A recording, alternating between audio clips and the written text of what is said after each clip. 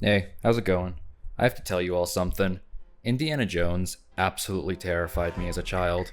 The movies, I mean, not like Indiana Jones himself. I'm pretty sure my first time watching Indiana Jones was when I was like 5 years old. My dad showed me Raiders of the Lost Ark for the first time. But in hindsight, that probably wasn't a good idea, but oh well, I got through it and look at me now. I'm still sane, kinda. Anyways, the first mo- Anyways, the first movie ended up giving me nightmares, so what did I do next? Did I decide to wait a few years until I was older and I could better process everything I was seeing on screen? No. I immediately watched the second one, and then the third one. I didn't watch the fourth one until later because my dad told me not to, and honestly, it sucked. Yeah, he was right. And I still haven't watched the fifth one, nor do I have any desire to. After watching the first three, I don't think I rewatched these movies again until I was around 10 or 11 when I was going through that edgy phase that every preteen boy has, where I wanted to watch a bunch of movies that had blood and tits in it. And it was at this point that I watched Kingdom of the Crystal Skull, and I really did not like it. If you're a Kingdom of the Crystal Skull enjoyer, respect to you. I hate it. I think it sucks absolute ass. Anyways, I rewatched them again once I was in high school, at which point I think I was better able to appreciate them as actual films. And since then, the first three have remained in my list of favorite action-adventure films of all time. Now I'm going to get more into specifics and talk about the actual individual scenes that left me horrified because there's multiple in each movie. Raiders of the Lost Ark cues the viewer in pretty early as to what they can expect from this film. Quick arachnophobia warning for the scene ahead. Go to the time on screen if you want to skip it. In the beginning of the movie, there's a scene where Indy and Dr. Octavius are exploring an ancient abandoned temple.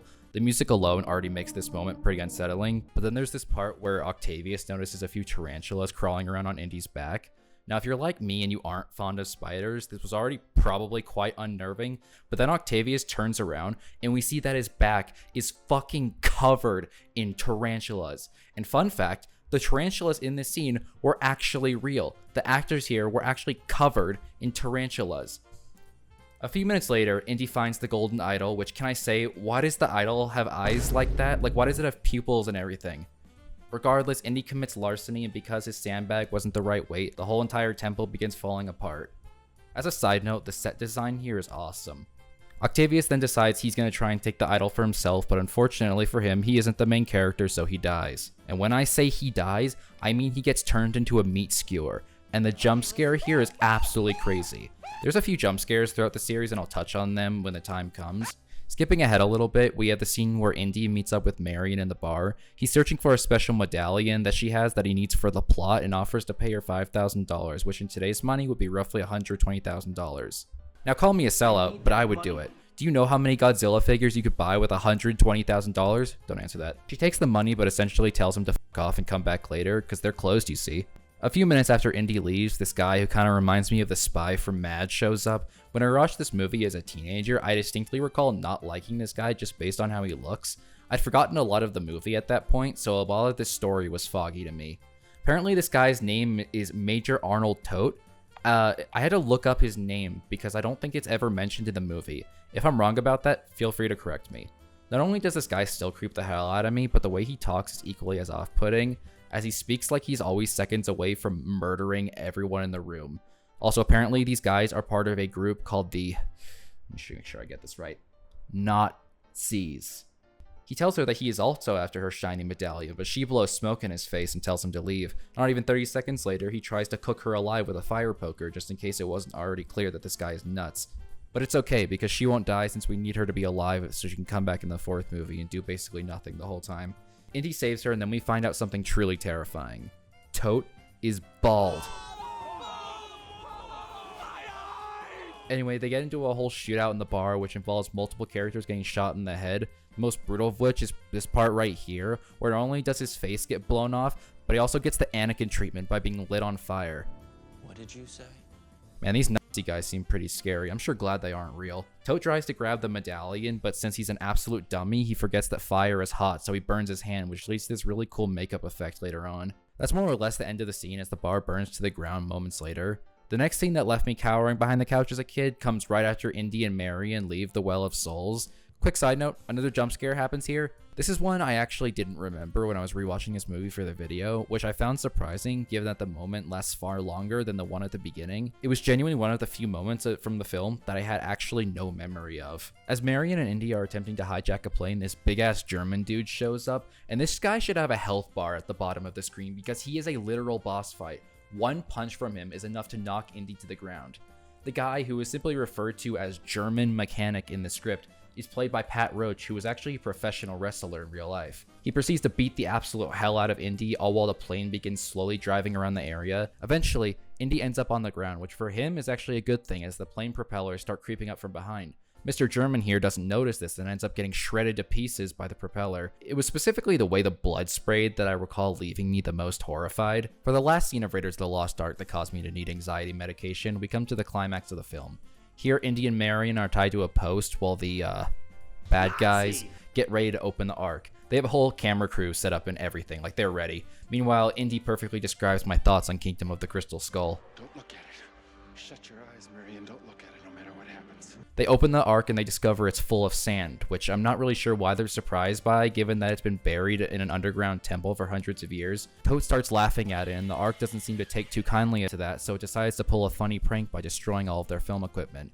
Which, you know what? That's not cool. That stuff is expensive. Anyways, after some more Star Wars noises, a bunch of ghost ladies pop out of the Ark and start flying around the set. One of them makes an angry face at Tote, which causes him to start screaming. We then get what's probably the most iconic shot of not only the whole film, but probably the entire Indiana Jones franchise, when Tote's face straight up melts off. The effect here is awesome, it's brutal, and it absolutely horrified me as a kid. Like, I could handle everything else up until this point, but this is what sent me over the edge. And looking at it now as an adult, and seeing what the crew had to do behind the scenes to shoot this, I think it's one of the coolest practical effects I've seen in any movie. Alright, well, that concludes all the scenes for Raiders of the Lost Ark. 10 out of 10, let's move on to Temple of Doom.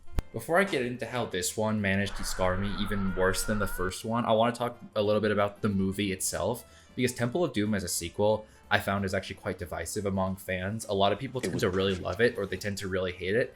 For me, I think I lean closer to loving it. I understand that the film hasn't aged the best in certain areas, but that's okay. I can forgive most of the problems this movie has because it contains the best character in any Indiana Jones film, bar none. You know him, the legend himself, Short Round. Shorty, and specifically his dynamic with Indy, absolutely carry this movie.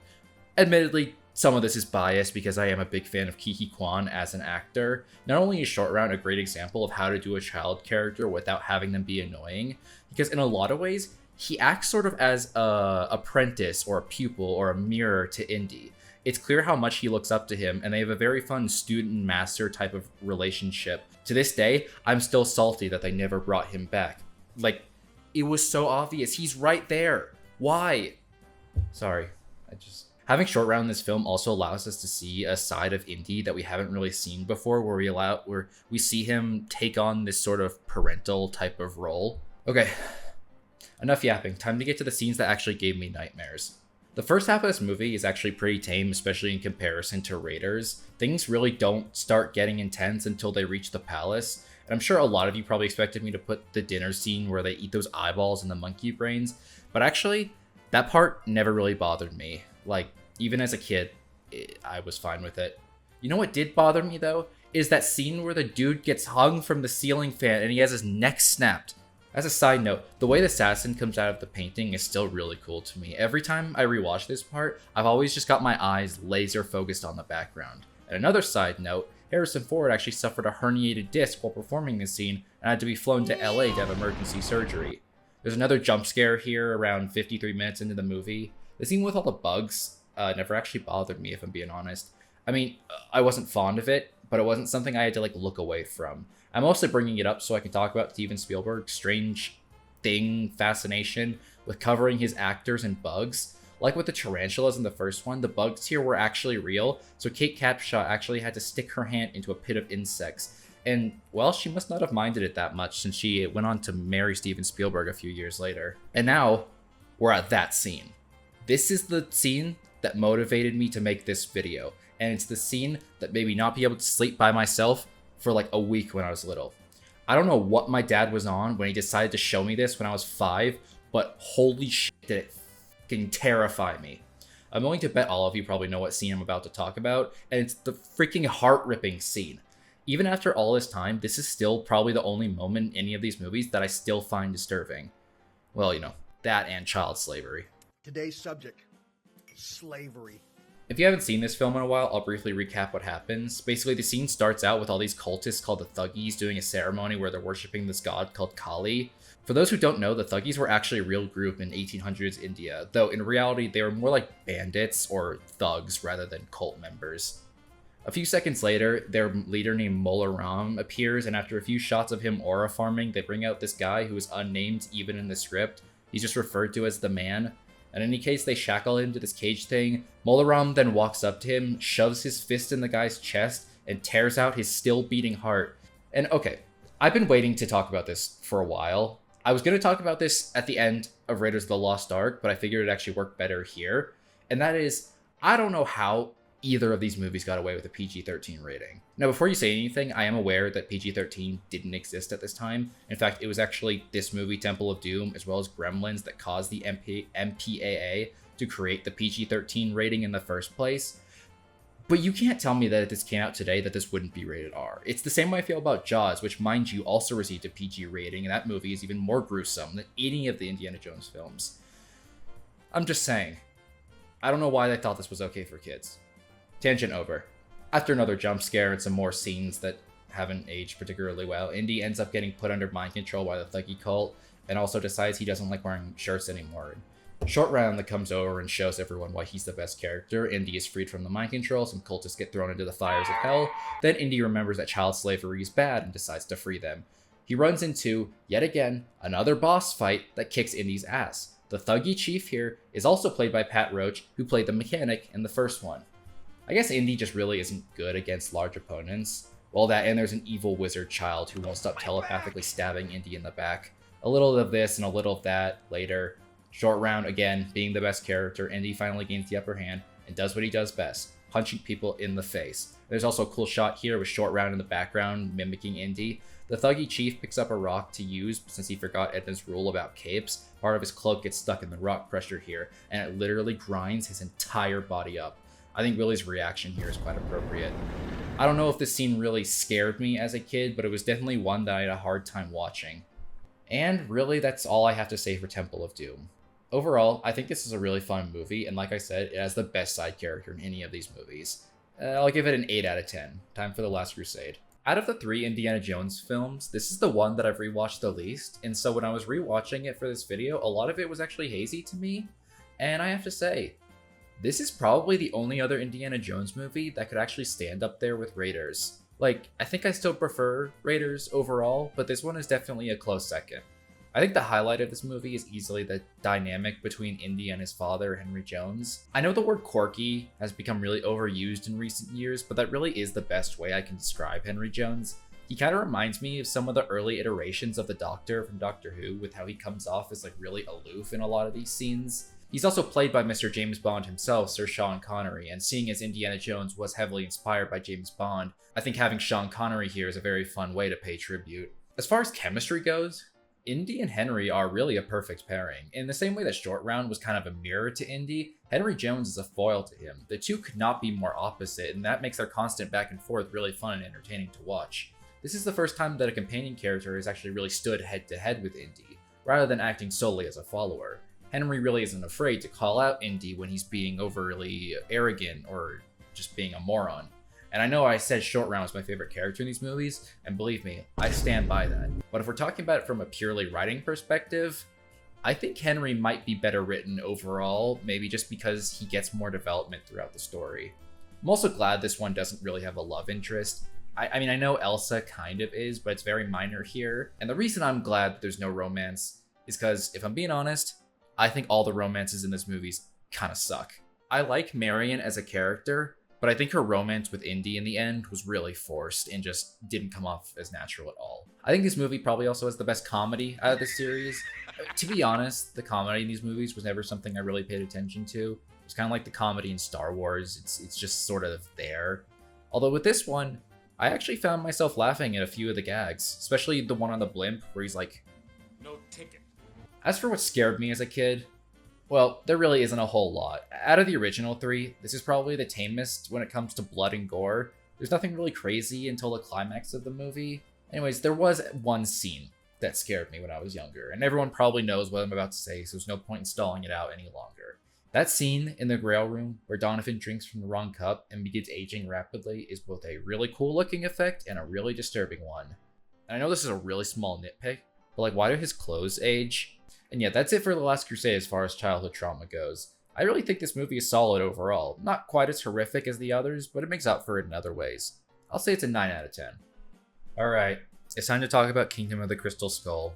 I already said I didn't like this movie, so I really don't want to touch on it for that long, but I'll just get out what I have to say about it. I think a lot of my disdain for Kingdom of the Crystal Skull comes from the fact that I think this movie actually could have been amazing. To me, the idea of aliens in the Indiana Jones universe has the potential to be some crazy cosmic horror shit, but instead they decided to go with the most generic aliens they could possibly think of. Now, to give this movie some credit, I do like— oh my god, cat! Now, to give this movie some credit, I do like how much it leans into the 1950s sci-fi aesthetic. It really does feel like an homage to the old-timey alien movies, but it's time to address the elephant in the fridge, or the fridge in the room, the fridge scene. Some may expect me to criticize the scene for how unrealistic it is, but to that, I say any element of realism was thrown out of the door the moment Indy, Willie, and Shorty jumped out of a plane on a raft. So if I'm being honest, Indy surviving an atomic explosion really isn't that unbelievable to me. But it does raise one question. Why doesn't Indy just start carrying a fridge with him everywhere he goes? I mean, if a fridge is strong enough to withstand one of the most powerful forces on the planet, that thing is like the ultimate shield. Seriously, fuck the bullwhip. Just strap a fridge to Indy's back and watch as he becomes— but there is one moment that did make my skin crawl, and it's the scene where the guy gets swarmed by a bunch of ants. Again, Steven Spielberg and his bugs, although these ones were CG. And that's it. That's all you get for Kingdom of the Crystal Skull. And like I said, I haven't seen Dial of Destiny, and I plan to keep it that way. I haven't yet played the Great Circle game. I've heard it's really good though, so I probably will play it at some point. So yeah, that's about it. See y'all whenever I upload next.